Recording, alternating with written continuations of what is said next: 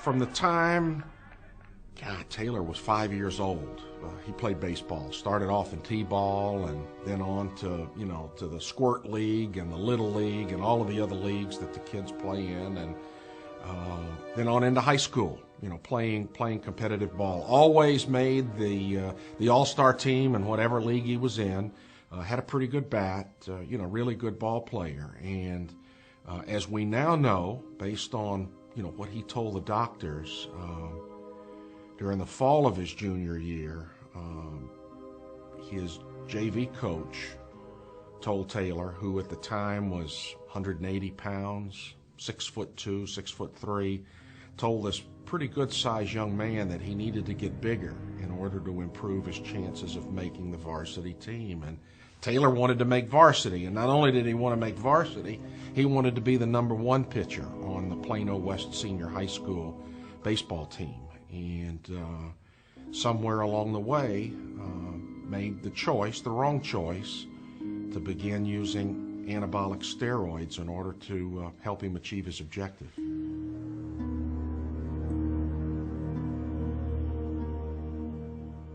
The reason I got into it is because I got into a sport where everybody was doing steroids, everybody was cheating.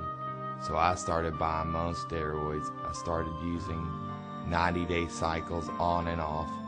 And in my Sports Illustrated article, they said I had done it for 2 years on a complete cycle.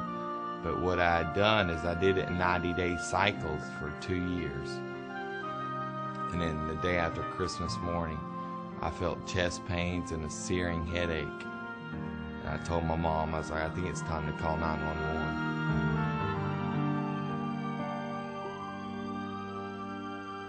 And what the coach didn't know was when Taylor sat down on that bench, half of the boys on that baseball team were already doing anabolic steroids.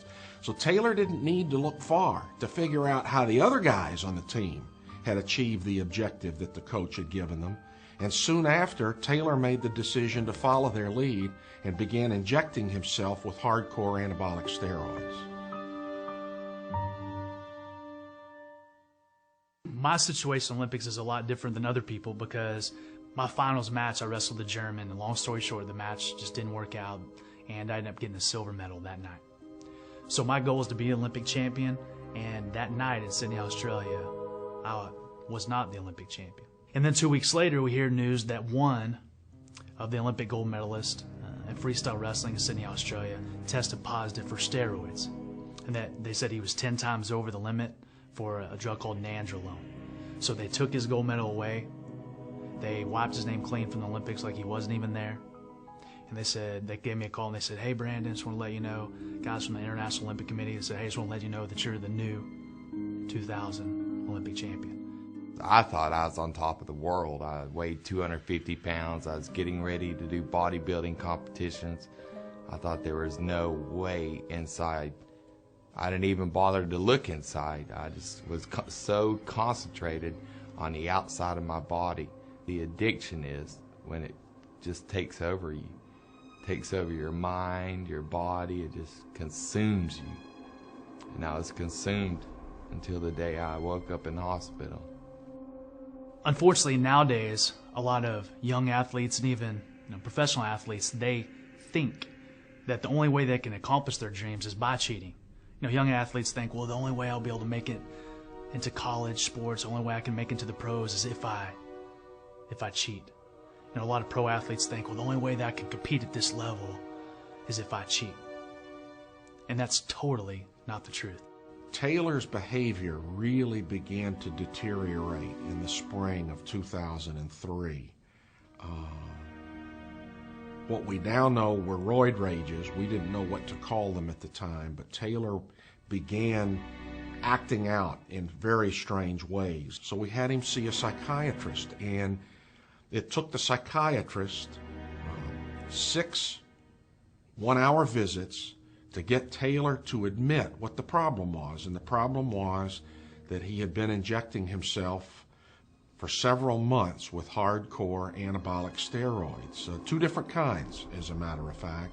The doctor asked him to come tell us, his mom and dad as part of his therapy about what he had been doing, so he came to tell us that. 6 weeks later, Taylor went into a depression that was serious enough that he wound up taking 2 belts and hanging himself in the bedroom.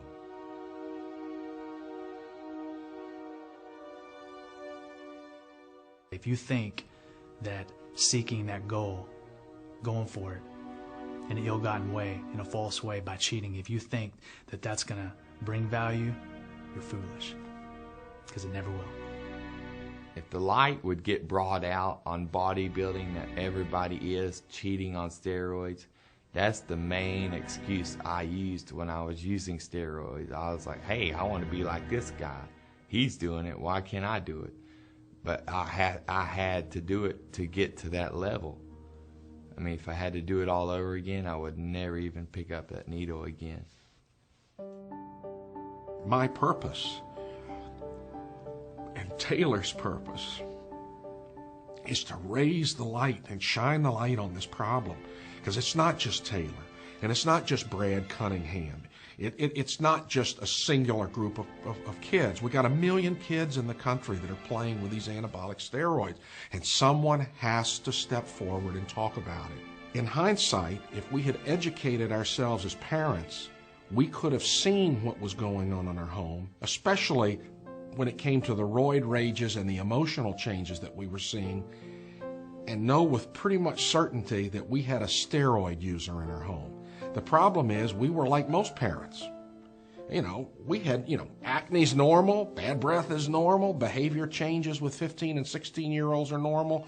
We never knew to equate this more than normal behavior or abnormal behavior back with steroids.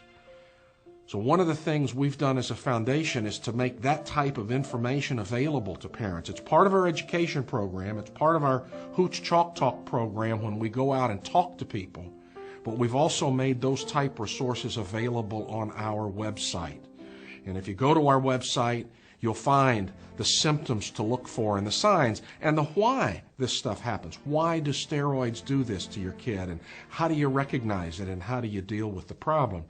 And of course, hindsight's always 20/20, but as parents, I wish that we had had a resource like that and had taken the time to educate ourselves on this subject, because if we had, maybe Taylor would still be with us today. The reason I am involved with the Taylor Hooton Foundation is because I believe we are the only private organization in the country that exists to fight this horrible epidemic that we have of steroid abuse, specifically among young adults, athletes and non-athletes. We are an avenue, and for the moment, we're the only avenue. Hopefully that will change, but for the moment, we are the avenue for addressing this issue with the children of this country. And that is our sole focus, but we need your help in order to be successful in that fight.